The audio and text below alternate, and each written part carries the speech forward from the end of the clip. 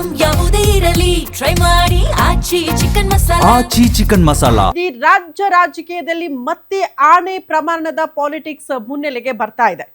BJP ಪಾಳೆಯದಲ್ಲಿ ಪರಿಷತ್ ಚುನಾವಣೆಯಲ್ಲಿ ಅಡ್ಡ ಮತದಾನ ಮಾಡಿದವರನ್ನ ಕಂಡುಹಿಡಿಯೋದು ಹೇಗೆ ಅನ್ನುವಂತಹ ಪ್ರಶ್ನೆಗೆ ಧರ್ಮಸ್ಥಳಕ್ಕೆ ಹೋಗೋಣ, ಧರ್ಮಸ್ಥಳದಲ್ಲೇ ಸಭೆ ಮಾಡೋಣ, ತಮ್ಮ ಆತ್ಮ ಸಾಕ್ಷಿಗೆ ವಿರುದ್ಧವಾಗಿ ನಡೆದುಕೊಂಡಂತಹ ಶಾಸಕರನ್ನ ನಾವು ಪತ್ತೆ ಮಾಡಿ ಕ್ರಮ ಕೈಗೊಳ್ತೀವಿ ಅಂತ ಸ್ವತಃ ಬಿಜೆಪಿಯ ರಾಜ್ಯಾಧ್ಯಕ್ಷ BY ವಿಜಯೇಂದ್ರ ಅವರು ಹೇಳ್ತಿದ್ದಾರೆ.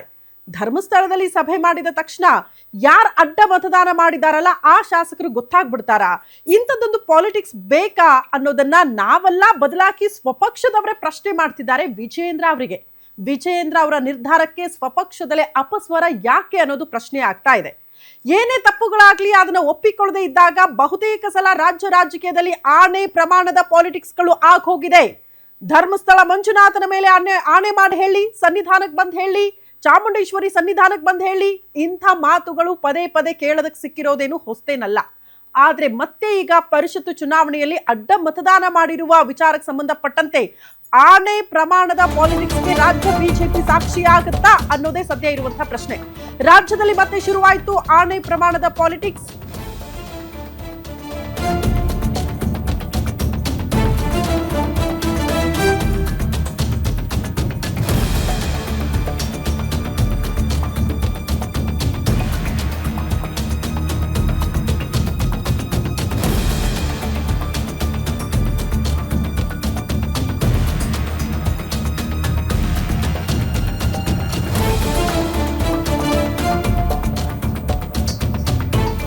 ರಾಜ್ಯದಲ್ಲಿ ಮತ್ತೆ ಶುರುವಾಗಿದೆ ಆಣೆ ಪ್ರಮಾಣದ ಪಾಲಿಟಿಕ್ಸ್. ಧರ್ಮಸ್ಥಳದಲ್ಲಿ ನಡೆಯುತ್ತಾ ಅಡ್ಡ ಮತದಾನದ ವಿಚಾರಕ್ಕೆ ಸಂಬಂಧಪಟ್ಟಂತೆ ಅಗ್ನಿ ಪರೀಕ್ಷೆ, ಪಕ್ಷ ದ್ರೋಹಿಗಳ ಪತ್ತೆಗೆ ಶ್ರೀ ಕ್ಷೇತ್ರದಲ್ಲಿ ನಡೆಯುತ್ತಾ ಸಭೆ. ವಿಜೇಂದ್ರ ನಿರ್ಧಾರಕ್ಕೆ ಬಿಜೆಪಿಯಲ್ಲಿ ಅಪಸ್ವರ ಯಾಕೆ? ಸ್ವಪಕ್ಷದವರೇ ವಿರೋಧ ಮಾಡ್ತಿದ್ದಾರೆ. ಮಂಜುನಾಥನ ಸನ್ನಿಧಾನವನ್ನ ಎಳೆದು ತರಬೇಡಿ ಅಂತ ಇರೋದು ಯಾಕೆ? ಪಕ್ಷದೊಳಗಿನ ಮೀರ್ ಸಾದಿಕ್ ಧರ್ಮಸ್ಥಳದಲ್ಲಿ ಪತ್ತೆಯಾಗ್ತಾರಾ ಅನ್ನೋದೇ ಪ್ರಶ್ನೆ. ಗ್ಯಾರಂಟಿ ನ್ಯೂಸ್ ನಲ್ಲಿ ಆಣೆ ಪ್ರಮಾಣ ಪಾಲಿಟಿಕ್ಸ್ ನ ಬಿಗ್ ಎಕ್ಸ್ಕ್ಲೂಸಿವ್ ಮಾಹಿತಿಯನ್ನ ನಿಮ್ಮ ಮುಂದೆ ಇಡ್ತಾ ಇದೀವಿ. ಪಕ್ಷದ ಒಳಗಡೆ ಇದ್ದು ಪಕ್ಷ ವಿರೋಧಿ ಚಟುವಟಿಕೆಯಲ್ಲಿ ಭಾಗಿಯಾಗಿ ಆತ್ಮವಿಶ್ವಾಸಕ್ಕೆ ತದ್ವಿರುದ್ಧವಾಗಿ ನಡೆದುಕೊಂಡಂತಹ ಶಾಸಕರನ್ನ ಪತ್ತೆ ಮಾಡೋದಕ್ಕೆ ಧರ್ಮಸ್ಥಳಕ್ಕೆ ಹೋಗಬೇಕಾ? ಯಾಕೆ ಪತ್ತೆ ಮಾಡಕ್ಕಾಗಲ್ವಾ ನಿಮ್ಮಿಂದ ಅನ್ನೋದನ್ನ ಸ್ವಪಕ್ಷದವರು ಪ್ರಶ್ನೆ ಮಾಡ್ತಿದ್ದಾರೆ. ರಾಜ್ಯ ಬಿಜೆಪಿಗೆ ಭಾರಿ ಮುಜುಗರ ತಂದ ಅಡ್ಡ ಮತದಾನದ ಪಾಲಿಟಿಕ್ಸ್. ಬಿಜೆಪಿ ರಾಜ್ಯಾಧ್ಯಕ್ಷ ವಿಪಕ್ಷ ನಾಯಕರಿಗೆ ಅಡ್ಡೇಟಿನ ಡ್ಯಾಮೇಜ್ ದೊಡ್ಡ ಮಟ್ಟದಲ್ಲಿ ಎದುರಾಗಿದೆ. ಅಡ್ಡ ಮತದಾನ ಮಾಡಿದವರನ್ನ ಕಂಡು ಹಿಡಿಯುವುದಕ್ಕೆ ದೇವರ ಮೊರೆ ಹೋಗ್ತಿದ್ದಾರೆ. ಬಿಜೆಪಿ ಅಭ್ಯರ್ಥಿ ವಿರುದ್ಧ ಅಡ್ಡ ಮತದಾನ ಮಾಡಿದವರೇ ಟಾರ್ಗೆಟ್ ಅಂತೆ. ಅಡ್ಡಗಾಲು ಇಟ್ಟವರ ಪತ್ತೆ ಮಾಡೋದಕ್ಕೆ ಶ್ರೀ ಕ್ಷೇತ್ರಕ್ಕೆ ವಿಜಯೇಂದ್ರ ಅವರು ಕರೆದಿದ್ದಾರೆ. ಪಕ್ಷ ದ್ರೋಹಿಗಳನ್ನ ಕಂಡು ಹಿಡಿಯೋದಕ್ಕೆ ಇದೇ ಬ್ರಹ್ಮಾಸ್ತ್ರ ಅಂತ ಬಿಜೆಪಿ ರಾಜ್ಯಾಧ್ಯಕ್ಷ BY ವಿಜಯೇಂದ್ರ ನಿರ್ಧಾರ ಕೈಗೊಂಡಿದ್ದಾರೆ. ವಿಜಯೇಂದ್ರ ಹೇಳಿಕೆ ವಿರುದ್ಧ ಸ್ವಪಕ್ಷ ಶಾಸಕರೇ ತೀವ್ರ ಅಸಮಾಧಾನ ಹೊರಹಾಕ್ತಿದ್ದಾರೆ. ಧರ್ಮಸ್ಥಳ ಮಂಜುನಾಥನ ಮೇಲಿರುವ ನಂಬಿಕೆಗೆ ಕಳಂಕ ತರಬೇಡಿ, ವಿಜಯೇಂದ್ರ ಅವರಿಗೆ ನಿಮ್ಮ ನಿಲುವು ಬದಲಾಯಿಸಿಕೊಳ್ಳಿ ಅಂತ ಹಿರಿಯ ಶಾಸಕರು ಮನವಿ ಮಾಡಿಕೊಳ್ತಿದ್ದಾರೆ, ಸಲಹೆ ಕೊಡ್ತಿದ್ದಾರೆ. ಇಂತಹ ವಿಚಾರಗಳು ಪಕ್ಷದ ಚೌಕಟ್ಟಲ್ಲಿ, ಪಕ್ಷದ ವೇದಿಕೆಯಲ್ಲಿ ಆಂತರಿಕ ವಿಚಾರಗಳು ಚರ್ಚೆ ಆಗಬೇಕು, ಬಹಿರಂಗವಾಗಿ ಅಲ್ಲ. ಅದು ಬಿಟ್ಟು ದೇವರ ಮೊರೆ ಹೋಗುವುದು, ದೇವರ ಸನ್ನಿಧಾನದಲ್ಲಿ ಸಭೆ ಮಾಡ್ತೀವಿ ಅಂತ ಹೇಳೋದು, ಅಲ್ಲಿ ಶಾಸಕರನ್ನ ಪತ್ತೆ ಮಾಡೋದು ಸರಿಯಾದ ಕ್ರಮ ಅಲ್ಲ. ಕೇಂದ್ರ ಸಚಿವ ಪ್ರಹ್ಲಾದ್ ಜೋಶಿ, ಶಾಸಕ ಸುರೇಶ್ ಕುಮಾರ್ ಅವರು ಕೂಡ ವಿರೋಧ ವ್ಯಕ್ತಪಡಿಸಿದ್ದಾರೆ ವಿಜಯೇಂದ್ರ ಅವರ ನಿರ್ಧಾರಕ್ಕೆ. ಹಿರಿಯ ನಾಯಕರು ಮನವಿ ಮಾಡಿಕೊಂಡಿದ್ದಾರೆ, ದಯವಿಟ್ಟು ಈ ನಿರ್ಧಾರದಿಂದ ಆಚೆ ಬನ್ನಿ, ನಿಮ್ಮ ನಿರ್ಧಾರವನ್ನ ಬದಲಾಯಿಸಿಕೊಳ್ಳಿ. ಇದೆಲ್ಲವೂ ಕೂಡ ಪಕ್ಷದ ಆಂತರಿಕ ವಿಚಾರಗಳು, ಪಕ್ಷದ ವೇದಿಕೆಯಲ್ಲೇ ಚರ್ಚೆ ಮಾಡೋಣ. ಬಹಿರಂಗವಾಗಿ ದೇವರ ಮೊರೆ ಹೋಗುವುದು, ದೇವರ ಸನ್ನಿಧಾನ ಈ ವಿಚಾರದಲ್ಲಿ ತರೋದು ಬೇಡ ಅಂತ ವಿಜಯೇಂದ್ರ ಅವರಿಗೆ ಮನವಿ ಮಾಡಿಕೊಂಡಿದ್ದಾರಂತೆ ಹಿರಿಯ ನಾಯಕರು. ಹಾಗಾಗಿ ವಿಜಯೇಂದ್ರ ಅವರು ತಮ್ಮ ನಿರ್ಧಾರವನ್ನ ಬದಲಾಯಿಸಿಕೊಳ್ತಾರ ಈ ವಿಚಾರದಲ್ಲಿ ಅನ್ನೋದೇ ಪ್ರಶ್ನೆ ಆಗ್ತಾ ಇರೋದು. ಪಕ್ಷವನ್ನ ತಾಯಿ ಅಂತ ನಂಬಿದವರು, ಪಕ್ಷವನ್ನ ದೇವರೇ ಅಂತ ಆರಾಧನೆ ಮಾಡುವಂತಹ ಶಾಸಕರೇ ಪಕ್ಷದ ಒಳಗಡೆ ಇದ್ದು ನೀವು ಅಡ್ಡ ಮತದಾನ ಮಾಡಿದ್ದಾರೆ ಅಂದ್ರೆ ಇನ್ನ ದೇವರ ಸನ್ನಿಧಾನಕ್ಕೆ ಹೋದ್ರೆ ಅವರು ಒಪ್ಪಿಕೊಂಡ್ ಬಿಡ್ತಾರಾ? ನಾವು ಅಡ್ಡ ಮತದಾನ ಮಾಡಿದ್ವಿ, ಪಕ್ಷ ವಿರೋಧಿ ಚಟುವಟಿಕೆ ಮಾಡಿದ್ವಿ, ಪಕ್ಷಕ್ಕೆ ದ್ರೋಹ ಬಗೆದ್ವಿ ಅಂತ ಒಪ್ಕೊಳ್ಳಲ್ಲ. ಹಾಗಾಗಿ ದೇವರ ಸನ್ನಿಧಾನಕ್ಕೆ ಇದರಿಂದ ಕಳಂಕ ತರೋದು ಬೇಡ, ದೇವರ ವಿಚಾರ ಇದರಲ್ಲಿ ಬೇಡವೇ ಬೇಡ ಅಂತ ಹಿರಿಯ ನಾಯಕರು ಹೇಳ್ತಿದ್ದಾರಂತೆ. ಪ್ರಮುಖವಾಗಿ ಕೇಂದ್ರ ಸಚಿವ ಪ್ರಹ್ಲಾದ್ ಜೋಶಿ ಅವರು ಕೂಡ ಮನವಿ ಮಾಡಿಕೊಂಡಿದ್ದಾರೆ ವಿಜಯೇಂದ್ರ ಅವರಿಗೆ, ದಯವಿಟ್ಟು ಈ ರೀತಿ ನಿರ್ಧಾರ ಸರಿಯಲ್ಲ, ಇದು ಪಕ್ಷದ ವೇದಿಕೆಯಲ್ಲಿ ಚರ್ಚೆ ಆಗಬೇಕಾದಂತಹ ವಿಚಾರ, ಇದನ್ನ ಚೇಂಜ್ ಮಾಡ್ಕೊಳ್ಳಿ ಅಂತ. ಸುರೇಶ್ ಕುಮಾರ್ ಅವರು ಕೂಡ ಒಂದು ಪೋಸ್ಟ್ ಮಾಡಿದ್ದಾರೆ ಸೋಷಿಯಲ್ ಮೀಡಿಯಾದಲ್ಲಿ, ದೇವರ ಸನ್ನಿಧಾನ ಯಾಕೆ ಬೇಡ, ಈ ನಿರ್ಧಾರವನ್ನ ಬದಲಾಯಿಸಿಕೊಳ್ಳಿ ಅಂತ. ಹಾಗಾಗಿ ಎಷ್ಟರ ಮಟ್ಟಿಗೆ ಗಂಭೀರವಾಗಿ ವಿಜಯೇಂದ್ರ ಅವರು ಈ ಸಲಹೆ ಸೂಚನೆಗಳನ್ನ ಪರಿಗಣಿಸ್ತಾರೆ ಅನ್ನೋದೇ ಸದ್ಯ ಇರುವಂತಹ ಪ್ರಶ್ನೆ. ಆದರೆ ಆಣೆ ಪ್ರಮಾಣದ ಬಗ್ಗೆ ನಮ್ಮ ರಾಜ್ಯದ ಅಧ್ಯಕ್ಷರು ಬಹಳ ಮನನೊಂದು ಆ ಮಾತನ್ನ ಹೇಳಿದ್ದಾರೆ. ನಾನು ರಾಜ್ಯ ಅಧ್ಯಕ್ಷರಿಗೂ ಫೋನ್ ಮುಖಾಂತರ ವಿನಂತಿ ಮಾಡಿದ್ದೇನೆ. ಧರ್ಮಸ್ಥಳ ಒಂದು ಅತ್ಯಂತ ಪವಿತ್ರವಾದಂತಹ ಕ್ಷೇತ್ರ.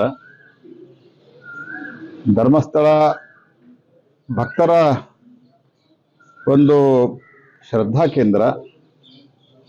ಹಾಗಾಗಿ ನಾವು ಏನು ಫ್ಯಾಕ್ಟ್ ಫೈಂಡ್ ಔಟ್ ಮಾಡಲಿಕ್ಕೆ ಸಾಧ್ಯ ಅದ ಎಲ್ಲ ಫ್ಯಾಕ್ಟ್ ಫೈಂಡ್ ಔಟ್ ಅನ್ನು ಮಾಡಲಿಕ್ಕೆ ನೀವೇನು ಕಮಿಟಿ ಮಾಡಿರಿ ಮತ್ತು ಉಳಿದ ಪ್ರಮುಖ ನಾಯಕರು ಏನಿದ್ದಾರೆ ಅವರು ಪ್ರಯತ್ನವನ್ನು ಮಾಡಲಿ. ಇದು ಅಲ್ಲಿ ಕರೆದು ಆಣೆ ಪ್ರಮಾಣವನ್ನು ನಿಮ್ಮ ಮನಸ್ಸಿನ ನೋವು ನನಗೆ ಅರ್ಥ ಆಗತ್ತೆ.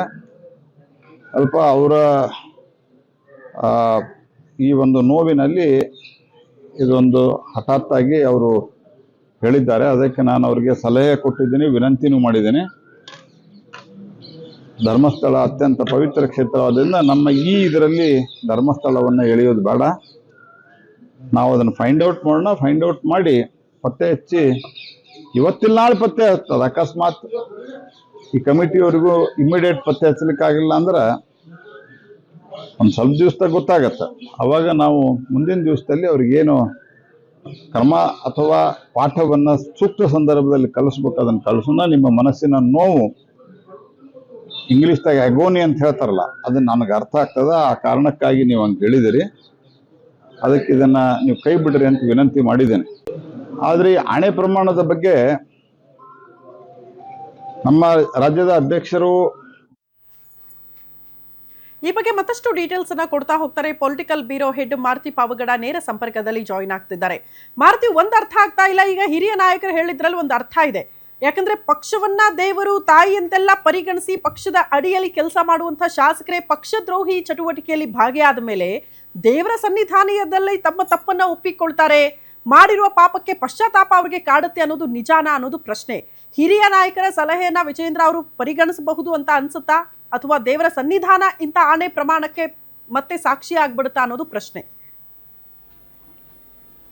ಶ್ರುತಿ, ಪರಿಷತ್ ಚುನಾವಣೆಯಲ್ಲಿ ಬಿಜೆಪಿ ಶಾಸಕರ ಅಡ್ಡ ಮತದಾನ ರಾಜ್ಯಕ್ಕಷ್ಟೇ ಅಲ್ಲ ರಾಷ್ಟ್ರಾದ್ಯಂತ ಸುದ್ದಿ ಆಗ್ತಿದೆ. ಜೊತೆಗೆ ರಾಜ್ಯ ಬಿಜೆಪಿಗೆ ಮುಜುಗರ ತರಿಸಿದೆ. ಅದರಲ್ಲೂ ಬಿಜೆಪಿಯ ರಾಜ್ಯಾಧ್ಯಕ್ಷರಾದಂತಹ ವಿಜೇಂದ್ರ ಹಾಗೂ ವಿರೋಧ ಪಕ್ಷದ ನಾಯಕ ಆರ್ ಅಶೋಕ್ ಅವ್ರ ಬಗ್ಗೆ ಹೈಕಮಾಂಡ್ ಮಟ್ಟದಲ್ಲಿ ಈ ವಿಚಾರದ ಬಗ್ಗೆ ಭಾಳಷ್ಟು ಬೇಸರವನ್ನು ವ್ಯಕ್ತಪಡಿಸ್ತಾ ಇದ್ದಾರೆ. ಹೀಗಾಗಿ ಈ ಅಡ್ಡ ಮತದಾನ ಮಾಡಿದಂಥವ್ರನ್ನು ಪತ್ತೆ ಹಚ್ಚೋದು ಅಷ್ಟು ಸುಲಭದ ಕೆಲಸ ಅಲ್ಲ. ಈ ಹಿಂದೆ ರಾಜ್ಯದಲ್ಲಿ ಹಲವು ಬಾರಿ ಈ ರೀತಿಯಾಗಿ ಆಗಿದೆ. ಅದನ್ನು ಯಾರೂ ಕೂಡ ಪತ್ತೆ ಹಚ್ಚಿರಲಿಲ್ಲ. ಕಾಂಗ್ರೆಸ್ ಅವ್ರು ಮಾಡಿದಾಗಲೂ ಪತ್ತೆ ಹಚ್ಚೋಕ್ಕಾಗಿರಲಿಲ್ಲ, ಬೇರೆ ಪಕ್ಷದವ್ರು ಮಾಡಿದಾಗಲೂ ಕೂಡ ಯಾರು ಈ ಅಡ್ಡ ಮತದಾನ ಮಾಡಿದ್ದು ಅನ್ನೋದನ್ನು ಪತ್ತೆ ಹಚ್ಚಿರಲಿಲ್ಲ. ಈಗಲೂ ಕೂಡ ಸಿ ಟಿ ರವಿಯವರ ನೇತೃತ್ವದಲ್ಲಿ ಸಮಿತಿ ರಚನೆ ಮಾಡಿದ್ರು ಕೂಡ ಆ ಸಮಿತಿಯಿಂದ ಯಾರು ಅಡ್ಡ ಮತದಾನ ಮಾಡಿದ್ರು ಅನ್ನುವಂಥ ಒಂದು ಮಾಹಿತಿಯನ್ನು ಖಚಿತವಾಗಿ ಹೇಳೋದಕ್ಕೆ ಆಗೋದಿಲ್ಲ. ಏನೋ ಊಹೆ ಮಾಡ್ಬೋದು ಅಷ್ಟೇ. ಇಂಥವ್ರು ಮಾಡಿರ್ಬೋದು, ಇಂಥವ್ರ ಬಗ್ಗೆ ಕಾಂಗ್ರೆಸ್ ಅವರು ಈ ರೀತಿಯಾಗಿ ಪ್ರೆಷರ್ ಹಾಕಿರ್ಬೋದು, ಇವ್ರ ಮೇಲೆ ಇಂಥ ಕೇಸುಗಳಿದ್ದಾವೆ, ಈ ರೀತಿಯಾಗಿ ಹೇಳಿ ಕೊನೆಗೆ ಅಂತಿಮ ನಿರ್ಧಾರಕ್ಕೆ ಬರಬೇಕು. ಬಿಟ್ಟರೆ ಇಂಥವರೇ ಹಾಕಿದ್ರು ಅನ್ನುವಂಥದ್ದು ದಾಖಲೆ ಸಮೇತ ಕಂಡುಹಿಡಿಯೋದಕ್ಕೆ ಸಾಧ್ಯವಾಗೋದಿಲ್ಲ. ಹೀಗಾಗಿ ಯಾರೂ ಕೂಡ ಒಪ್ಕೊಳ್ಳದೇ ಇರೋದ್ರಿಂದ ಈಗ ಇರುವಂತಹ 63 ಶಾಸಕರು ಕೂಡ ನಾವಲ್ಲ ಅಂತ ಹೇಳ್ತಿರೋದ್ರಿಂದ ವಿಜೇಂದ್ರ ಅವರು ನಿನ್ನೆ ಬಹಿರಂಗವಾಗಿ ಮಾಧ್ಯಮಗಳ ಮುಂದೆ ಈ ಮಾತನ್ನು ಹೇಳಿದ್ದು. ಒಂದು ಕಡೆ ಸಮಿತಿ ಕಡೆಯಿಂದಲೂ ಕೂಡ ಖಚಿತ ಮಾಹಿತಿ ಸಿಗೋದಿಲ್ಲ, ಮತ್ತೊಂದು ಕಡೆ ಶಾಸಕರು ತಪ್ಪು ಮಾಡಿದಂತಹ ಶಾಸಕರು ಕೂಡ ಒಪ್ಕೊಳ್ತಾ ಇಲ್ಲ.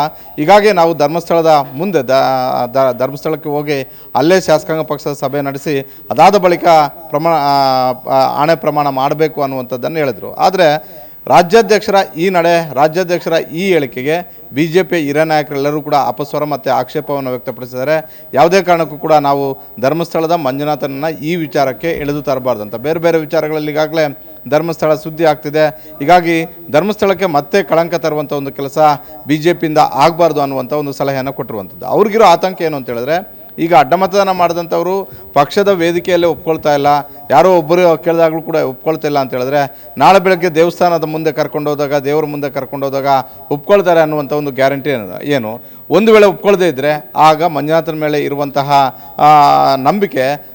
ನಂಬಿಕೆಗೆ ಸಮಸ್ಯೆ ಆಗ್ಬೋದು. ಹೀಗಾಗಿ ನಮ್ಮಿಂದ ಈ ರೀತಿಯಾದಂಥ ಒಂದು ಕೆಲಸಗಳು ಆಗಬಾರ್ದು ಅನ್ನುವಂಥ ಒಂದು ಸಲಹೆಯನ್ನು ಒಂದು ಕಡೆ ಪ್ರಹ್ಲಾದ್ ಜೋಶಿ ಅವರು ಕೊಟ್ಟರು, ಮತ್ತೊಂದು ಕಡೆ ನಿನ್ನೆ ಈ ಹೇಳಿಕೆ ಕೊಟ್ಟ ತಕ್ಷಣವೇ ಸುರೇಶ್ ಕುಮಾರ್ ಅವರು ಎಕ್ಸಲ್ಲಿ ಪೋಸ್ಟ್ ಮಾಡೋದ್ರ ಮೂಲಕ ಮನವಿ ಮಾಡಿದ್ರು, ಯಾವುದೇ ಕಾರಣಕ್ಕೂ ಇಂಥ ನಿರ್ಧಾರಗಳು ಬೇಡ ಅಂತ. ಅವರು ಭಾಳಷ್ಟು ಸೂಕ್ಷ್ಮವಾಗಿ ಭಾಳಷ್ಟು ನೇರವಾಗಿಯೇ ಅಡ್ಡ ಮತದಾನ ಮಾಡಿದಂಥವ್ರಿಗೆ ಒಂದು ಸಂದೇಶವನ್ನು ಕೂಡ ಕಳಿಸ್ಕೊಟ್ಟಿದ್ರು. ಇದರ ಜೊತೆಗೆ ಸುನಿಲ್ ಕುಮಾರ್, ಆ ಭಾಗದ ಶಾಸಕರಾಗಿರುವಂಥ ಸುನಿಲ್ ಕುಮಾರ್ ಅವರು ಕೂಡ ಯಾವುದೇ ಕಾರಣಕ್ಕೂ ಈ ನಿರ್ಧಾರ ಬೇಡ ಅನ್ನುವಂಥ ಒಂದು ಸಲಹೆಯನ್ನು ರಾಜ್ಯಾಧ್ಯಕ್ಷರಿಗೆ ಕೊಟ್ಟಿರುವಂಥದ್ದು. ಇಲ್ಲಿ ಪತ್ತೆ ಹಚ್ಚೋ ಆಣೆ ಪ್ರಮಾಣ ಮಾಡಿದ ತಕ್ಷಣ ಅವ್ರು ಒಪ್ಕೊಳ್ತಾರೆ ಅಂತ ಹೇಳಿದ್ರೆ ಸಮಸ್ಯೆ ಇರ್ತಿರಲಿಲ್ಲ.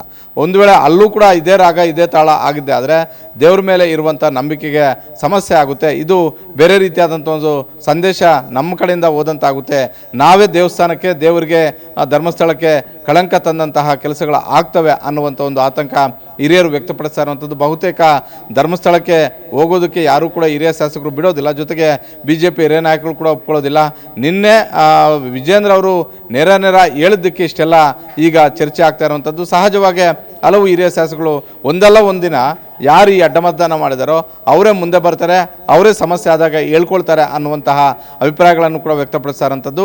ಈ ಹಿನ್ನೆಲೆಯಲ್ಲಿ ಧರ್ಮಸ್ಥಳ ಹೇಳಿಕೆ ಆಗದೆ ಬಿಟ್ಟರೆ ಹಣೆ ಪ್ರಮಾಣಕ್ಕಂತೂ ಹೋಗೋದಕ್ಕೆ ಯಾವ ಶಾಸಕರು ಕೂಡ ಮುಂದಾಗ್ತಾ ಇಲ್ಲ. ಜೊತೆಗೆ ಯಾವ ಹಿರಿಯ ಶಾಸಕರು ಕೂಡ ನಮ್ಮಿಂದ ದೇವಸ್ಥಾನ ಮತ್ತು ಆ ಕ್ಷೇತ್ರಕ್ಕೆ ಕಳಂಕ ಬರೋದು ಬೇಡ ಅನ್ನುವಂಥ ಒಂದು ಸಲಹೆಯನ್ನು ಕೊಡ್ತಾ ಇದ್ದಾರೆ. ಶ್ರುತಿ.